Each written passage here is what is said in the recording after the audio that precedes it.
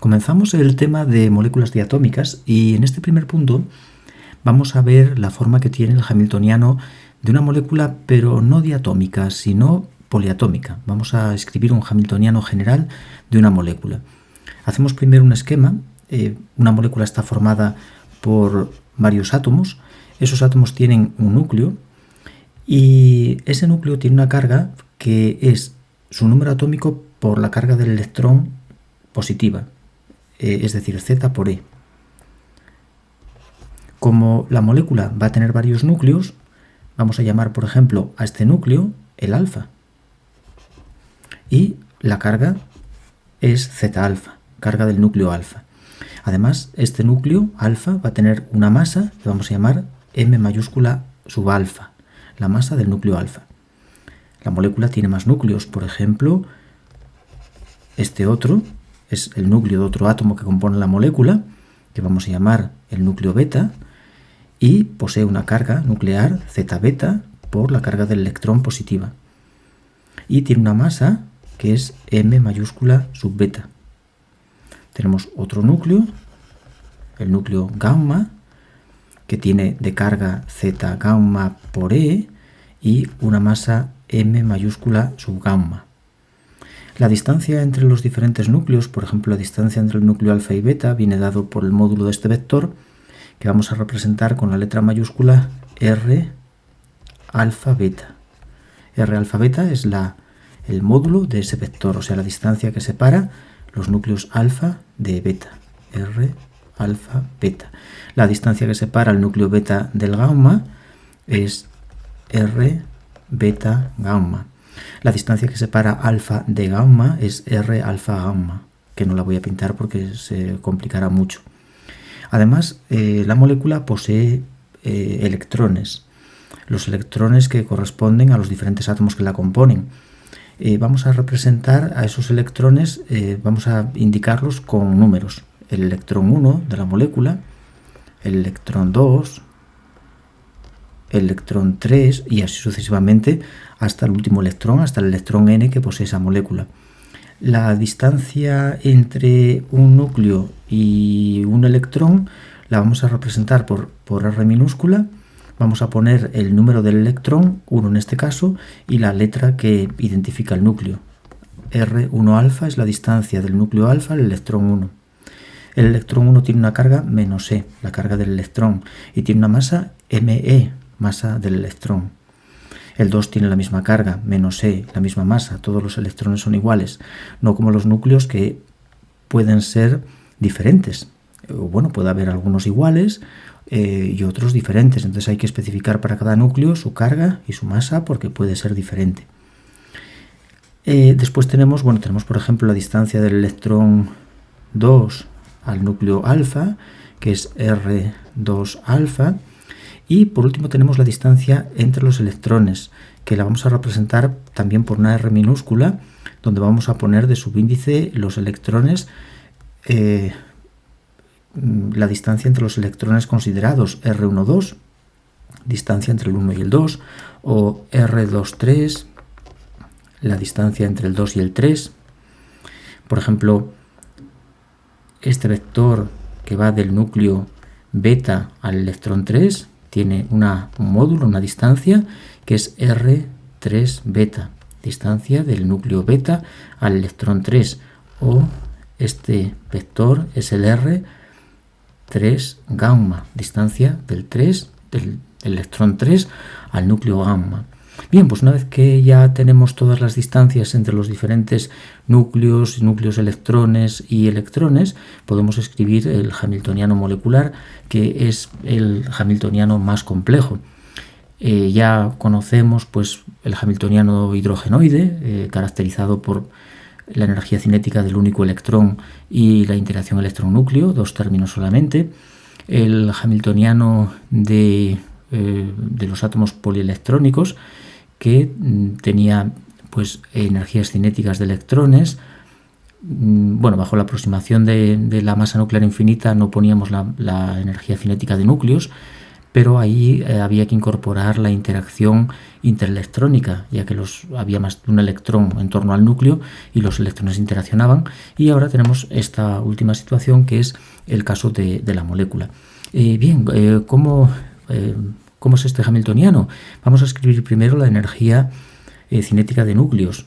Es cierto que después vamos a separar núcleos de electrones utilizando la famosa aproximación de Bohr-Oppenheimer, pero voy a escribir el hamiltoniano completo incluyendo energía cinética de núcleos.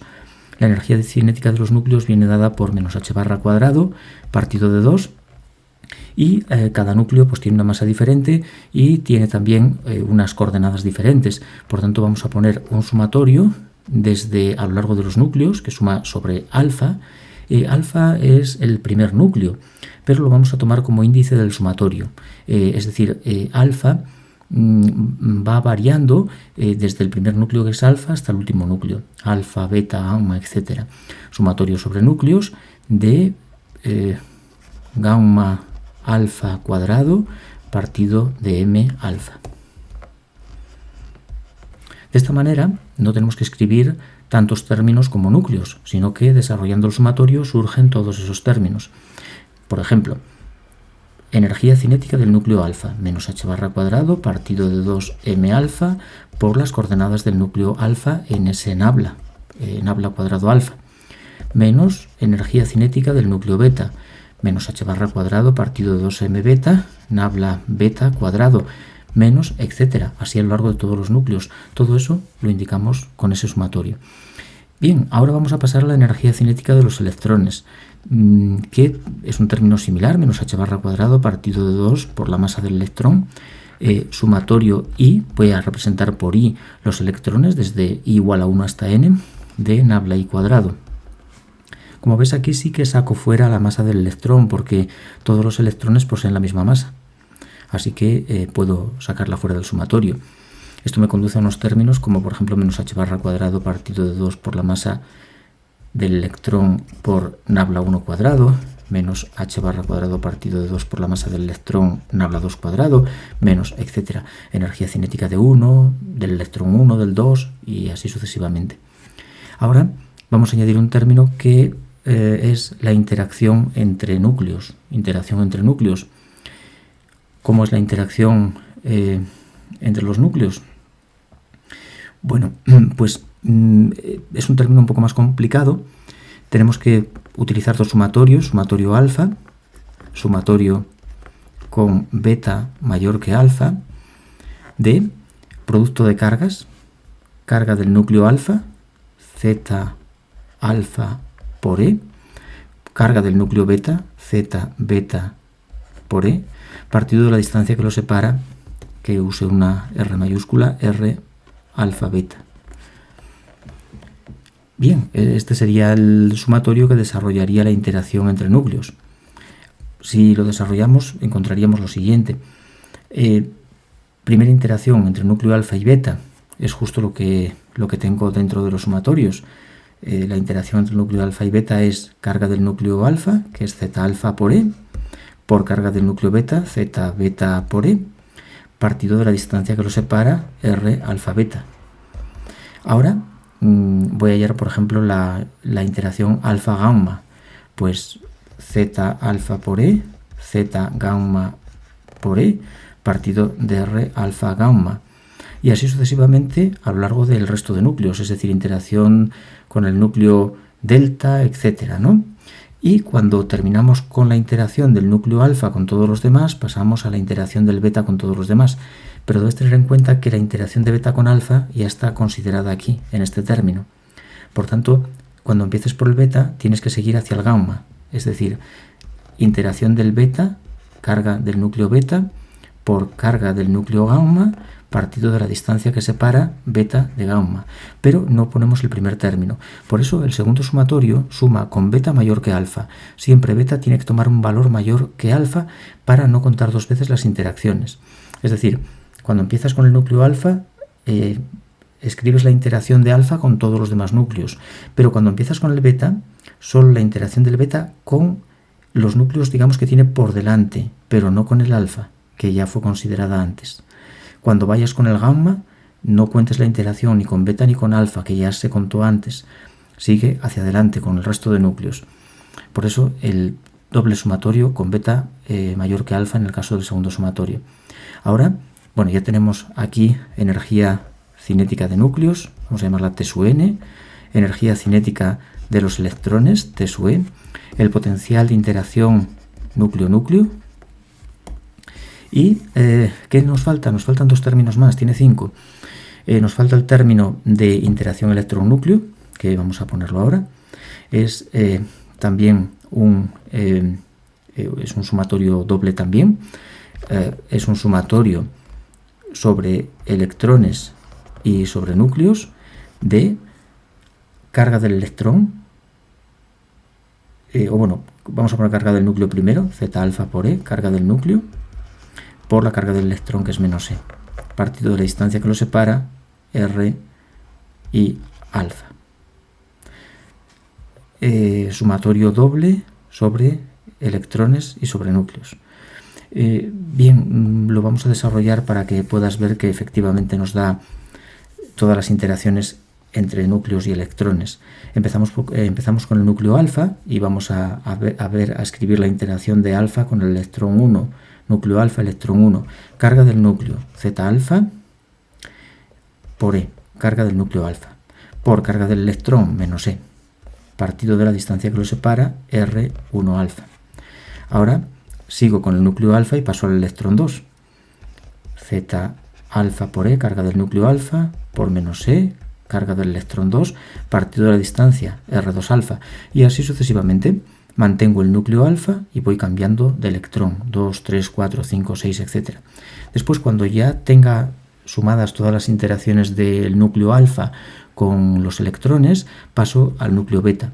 Interacción del núcleo beta, Z beta por E, por menos E, que es la carga del electrón 1, partido de R1 beta. Aquí, lógicamente, cada núcleo tiene que interaccionar con todos los electrones. Empiezo por el alfa, interacción con el 1, 2, 3, etc. Paso al beta, interacción de nuevo con el 1, 2, 3, etc. Esta distancia que he puesto aquí, R1 beta, es la que viene de este vector, el módulo de este vector es el R1 beta. Este, por ejemplo, es el R2 beta. R2 beta y así sucesivamente. Cuando termine con las interacciones del núcleo beta con todos los electrones, paso al núcleo gamma y vuelvo a empezar por el electrón 1, 2, 3, etc. Por tanto, estos dos sumatorios, los puedes desarrollar fijando un núcleo, por ejemplo el alfa, y que el sumatorio de I barra todos los valores posibles desde igual a 1 hasta el último electrón. Después que el núcleo alfa pase a beta y lo mismo que el primer sumatorio recorra todos los electrones. O también puedes fijar un electrón, parto del electrón 1 e interacción de él con todos los núcleos. Después paso al 2, interacción de él con todos los núcleos, ajusto de cada uno. Y por último me queda el término de interacción interelectrónico, que es también un sumatorio I, sumatorio con J mayor que I, de carga de los electrones E por E, menos E por menos E, menos E por menos E, E cuadrado, partido de la distancia que lo separa, R y J. Este término ya lo discutimos en el hamiltoniano de los átomos polielectrónicos. Es similar al término de interacción núcleo-núcleo. Empiezas por el electrón 1, por ejemplo, y tienes el término de interacción entre el 1 y el 2, que es E cuadrado partido de R1, 2. Después más E cuadrado partido de R1, 3, más E cuadrado partido de R1, 4. Son interacciones del electrón 1 con todos los demás, 2, 3, 4, 5, etc. Cuando terminas la interacción del 1 con los demás, pasas al electrón 2, interacción del electrón 2 con el 3, pero observa que no pones la interacción del 2 con el 1, porque ya está aquí contada. La del 1 con el 2 es la misma que la del 2 con el 1. Por tanto, siempre el segundo sumatorio tiene que sumar con un valor superior al valor que tome el primer sumatorio. Si la I vale 10, estás escribiendo las interacciones del electrón 10 con todos los demás, pues la primera interacción que debes considerar es la del 10 con el 11, porque todas las demás, la del 10 con el 9, con el 8, etc., están ya contadas en los otros sumandos que ya has escrito. Por eso el I mayor que J. Este es el V EE, potencial de interacción electrón-electrón, y aquí tenemos el potencial de interacción electrón-núcleo. Y estos son los 5 potenciales, los 5 términos, perdón, 2 de energía cinética, 3 de interacción de potencial, 2 de energía cinética y 3 de interacción de energía potencial. Y bueno, este hamiltoniano, escrito de esta forma, el sistema internacional, es un poco aparatoso, se puede simplificar bastante si lo simplificamos si lo escribimos en UAS, en unidades atómicas. El hamiltoniano en UAS viene dado por H igual a el H barra cuadrado vale 1, H barra vale 1, por tanto H barra cuadrado vale 1 también, y nos queda menos un medio, sumatorio de nabla alfa cuadrado partido de m alfa. Después la masa del electrón también se toma como 1 en unidades atómicas, así que el siguiente término me queda menos un medio sumatorio i nabla i cuadrado. Después el sumatorio doble sobre los núcleos, que tomamos la carga del electrón también como 1, y por tanto queda solo z alfa, z beta partido de r alfa beta. En el sumatorio de interacción, potencial de interacción electrón-núcleo, pues también tenemos las cargas de, voy a poner un signo menos fuera, las cargas de los electrones como 1, entonces nos quedaría z alfa, r y alfa. Y por último tendríamos el término de interacción interelectrónico, donde la e cuadrado vale 1 también, 1 partido de r y j, y tenemos que poner el sumatorio doble sobre electrones. Bueno, y de esta manera tendríamos el hamiltoniano en unidades atómicas. Y para terminar voy a escribir el hamiltoniano de la molécula de hidrógeno. Un caso particular, molécula de H2. La molécula de H2 está formada por 2 núcleos que son un protón. Cada núcleo, por tanto, tiene de carga más e. Ambos tienen de carga más e. Uno lo voy a llamar el alfa, el otro lo voy a llamar el beta. Distancia entre ellos R alfa beta o directamente R mayúscula. Y hay 2 electrones que vamos a representar por el 1 y el 2. Tenemos unas distancias R1 alfa. Aquí tendríamos R2 beta. Aquí tenemos una R1 beta,